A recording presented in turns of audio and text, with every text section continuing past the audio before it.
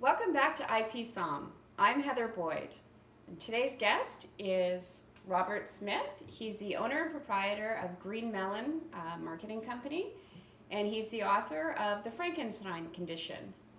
Robert, I'd like to have you tell us a little bit about yourself. Well, first of all, thank you for having me here. This is a great opportunity. I'm an author, recent author of The Frankenstein Condition, which is a book that explores how we create identities that we compare ourselves to using bits and pieces of people around us, usually the best pieces, and therefore creating a monster that is destructive in our lives, much like Victor Frankenstein did. So the intent was to make sure that people, when they're dealing with depression or stress, can associate with something that's familiar because it's an abstract concept. And we're all familiar with Frankenstein, so it made a great vehicle for speaking about depression. And there's so much today. I think we all can agree that this is a very hot topic right now, and it's something that's actually required out there. Particularly with social media.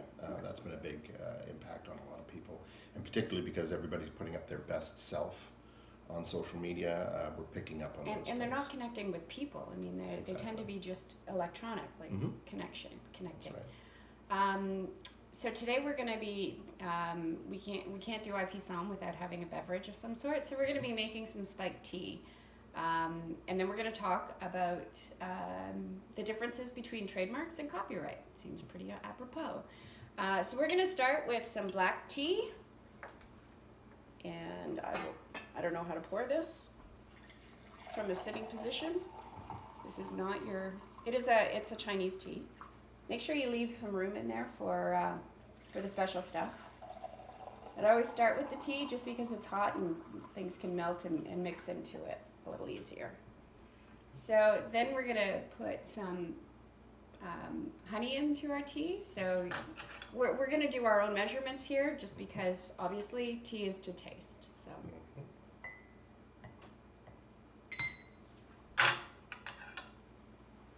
Thank you. And we're using an unheated raw honey that is local. We like to shop local here, so, and I love honey. I honestly don't know what the flowers are on this one. I don't think it says, but really as long as it's sweet. Then we've got some, sorry, do you want to put that over there? We've got some fresh squeezed orange juice. And this lovely direct from the orange.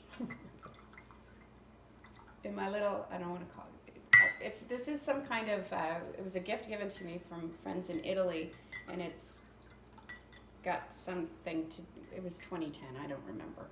There was a lot of wine. But I love it.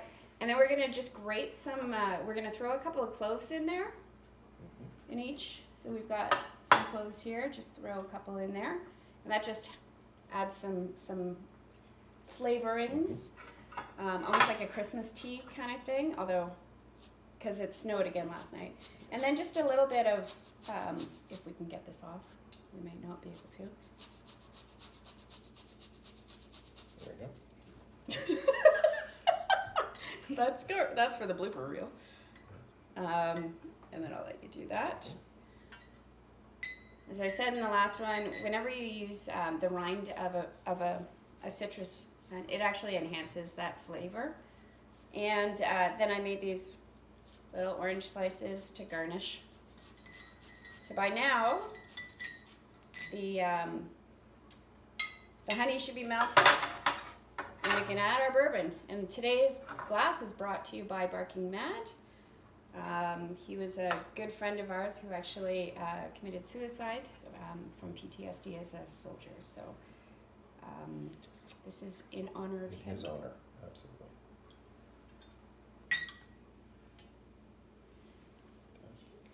I'll try it with one shot. We may need more.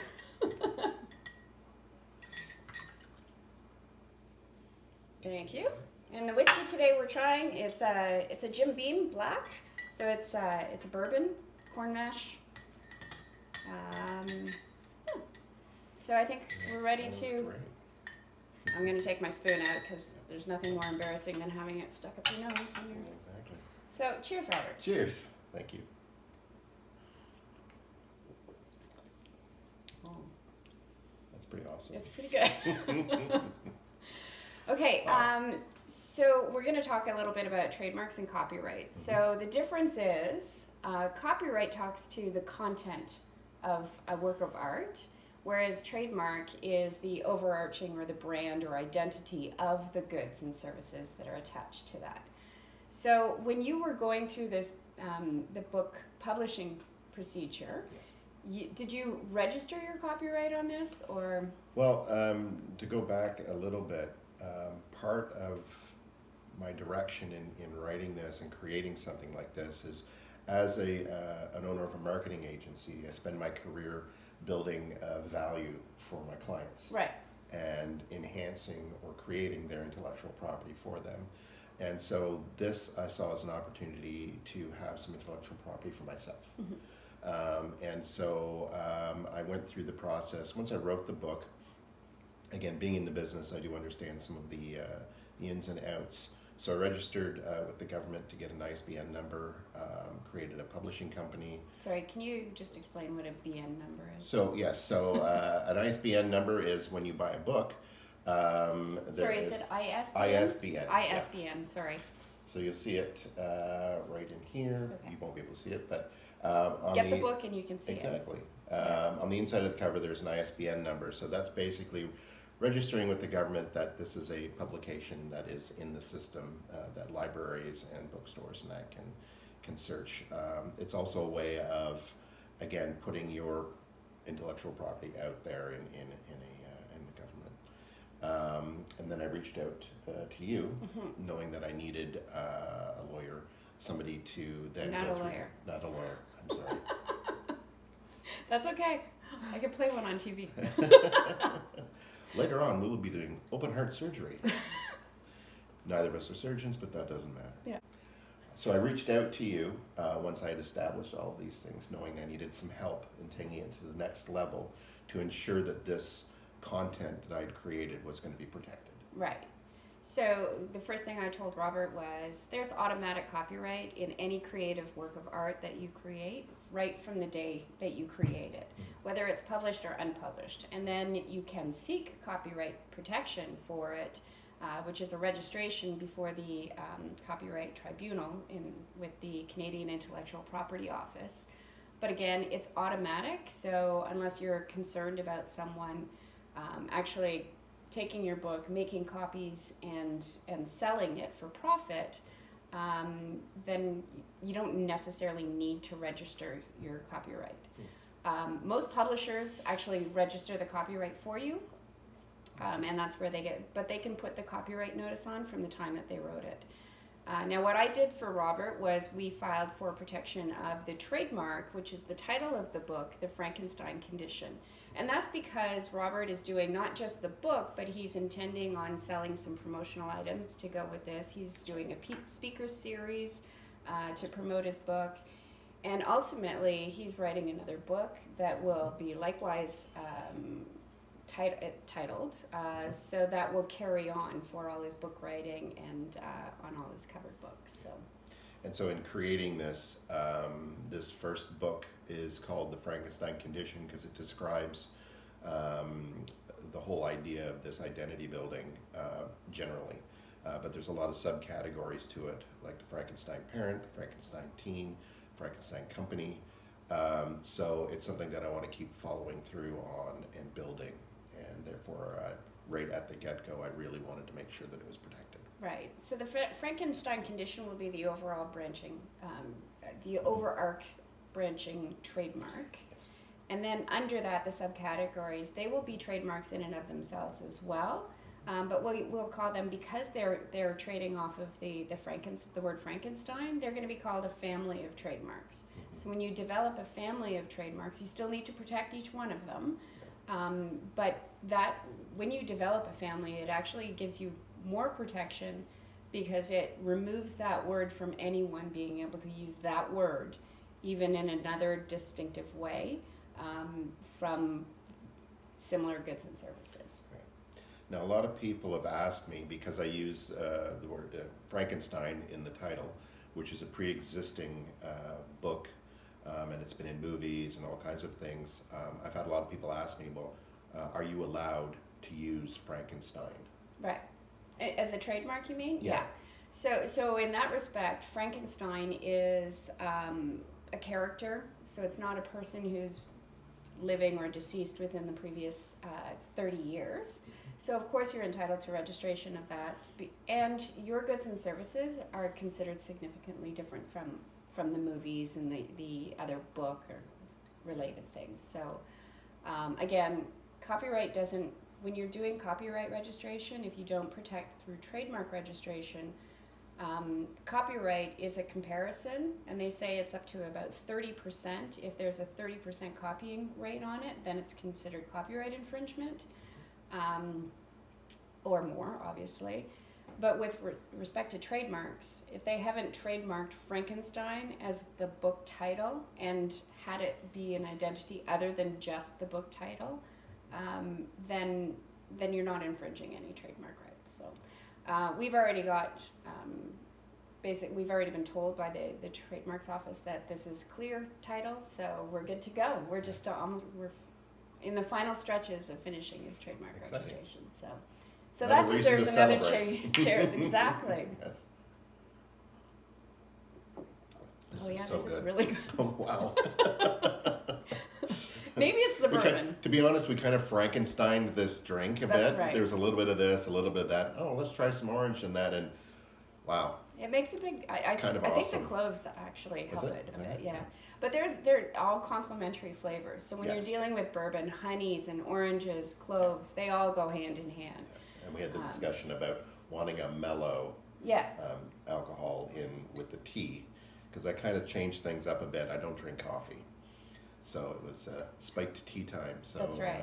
Yeah. And ordinarily, Robert is a huge tequila drinker. Like he's the tequila aficionado, and we will have him back to do some tequila shots someday. Absolutely. We just need to figure out a new topic. Without Book number salt. 2. Without salt or lemon. Oh, now that's a twist. That is for really bad tequila. Oh yeah, no, you're right. If you're drinking a good tequila, you don't need anything with it. The tequila I have in my cabinet it's a good one, reasonable. Don't get it. I think It's that was a okay. gift. It's I okay. might have another one that's I'll show There's you. a very good afterwards. one. There's a very good one you can get out. We're supposed to be at, talking about I bourbon know. though. That's right, bourbon. Let's talk Bourbon's about tequila. wonderful. That's right. Big fan. Excellent. Yep. Do you have any more questions about copyright? The No, difference between copyright and trademarks? No, but that's a really great topic because Yeah. it's something I come across a All lot. the time, right? Building brands for clients Yeah. and working with their intellectual property and the difference between two grocery stores. Can you copyright that? No, you can copyright the experience and the brand around that. So this is something that gets brought up quite a bit with clients. Yeah. One of the things you should also be talking to them about is that look and feel, the trade dress. Yes. But that's another topic. Actually, we could do trade dress when you come in to talk about tequila. Do I have to wear a dress? No. Okay. Do you want to wear a dress? You I can do don't whatever think you want. I don't think it's that kind of video. No. Uh, Excellent. So another question, Sure. because in the past with clients, when we've registered, we've had to include the logo, for example. We've had to include the look, Okay. and that was how we trademarked. Because in some cases, the words are in the dictionary. The name of the company is 2 words, which you can't copyright. So we had to put in the logo itself, and that's what was registered. Okay, I think what you're doing is kind of transposing the difference between copyright and trademarks. You are trying to talk about trademarking, Ergo, right? on topic. That's right.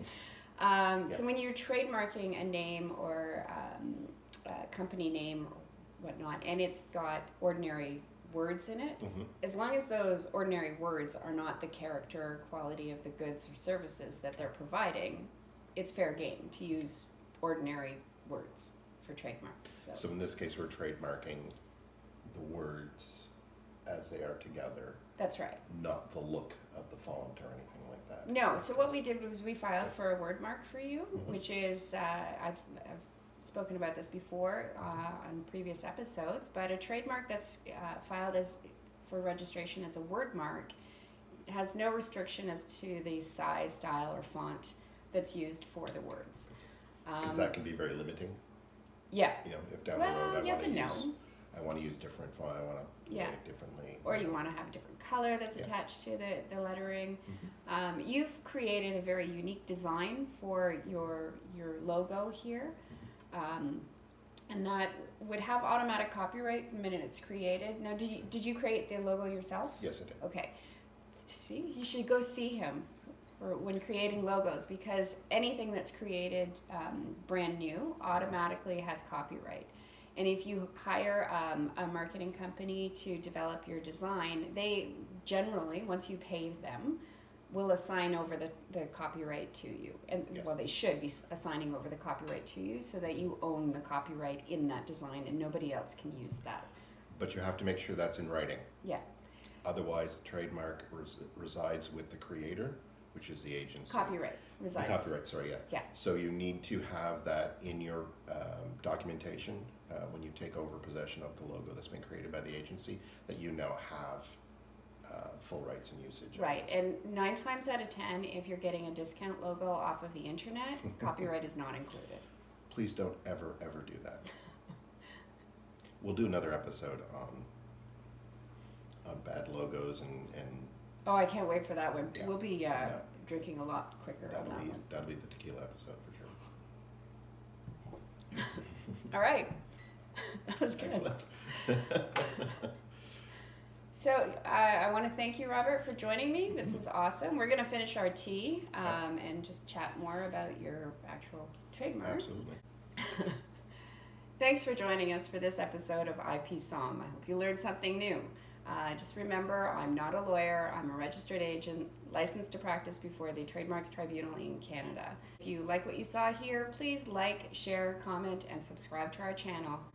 You can make comments below if you'd like to see a different topic or if you'd like to be a guest on our show. Have a great day. Cheers! Cheers.